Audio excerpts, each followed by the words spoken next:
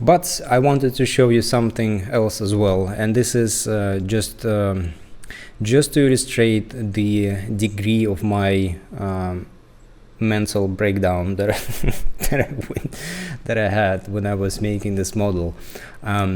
So there are many things that I did to experiment. Virtual reality, Donatello going to museums, just basically battling with the whole asset, right? Because I didn't really understand what I was doing. Was it supposed to be a sculpture? Was it supposed to be a video game asset? Was it supposed to be a film asset? Like, what is the end product of this? Because everything just looked very boring to me. I wanted to make something stylized, something perhaps in my own style, but I was just really fed up with everything that I was doing. And so I did some experiments, and this is one of the experiments. So what you see here is looking pretty good, right? It's just a very high perspective. The camera lens is doing some wacky thing.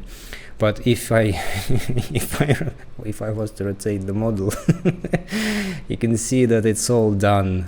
And I'm going to turn off perspective altogether. You can see that this effect, this illusion of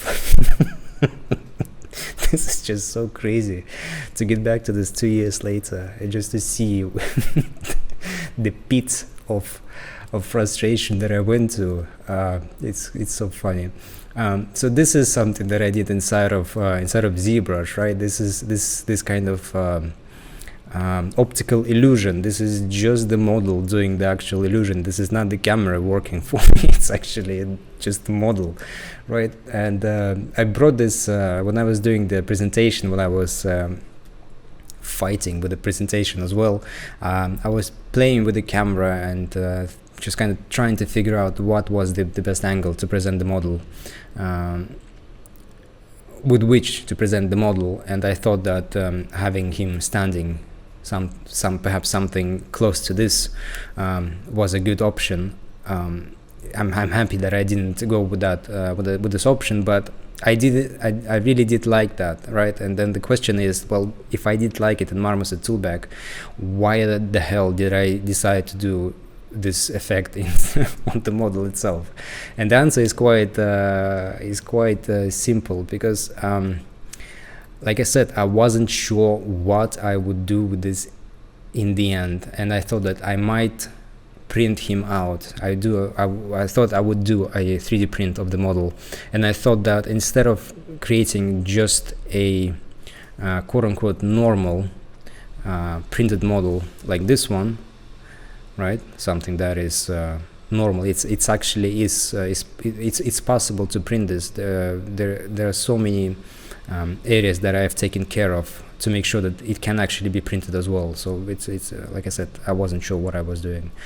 Anyway, what I thought that would be more interesting and perhaps even funnier is to print the model this way. And so I imagined that if I had this model 3D printed, I would put it on the table somewhere, right? And if you walk towards this print, this 3D print, and you stand and you look at it from a particular angle, you would see an illusion, right? You would see the model, looking like this one, right? It's almost like you would be looking through a different lens instead of your own eyes, right? Everything around you would be just normal, quote-unquote perspective, but this model would stand out because it just completely skewed, almost like there is an illusion, the optical illusion. I thought that was a very fun idea. I thought I would try something like this. It just, to me, it felt something strange, something unique, and definitely something funny.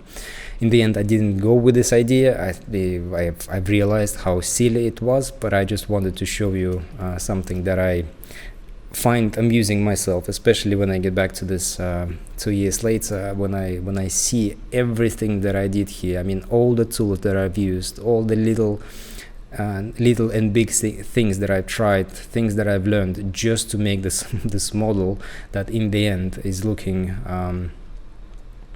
almost like just a normal model, right? It's almost the question is, why did I go through all of this personal hell to make it, if in the end it's just a nice looking model without any trickstery behind it, right? But anyway, just something that I wanted to share with you. I thought it was amusing.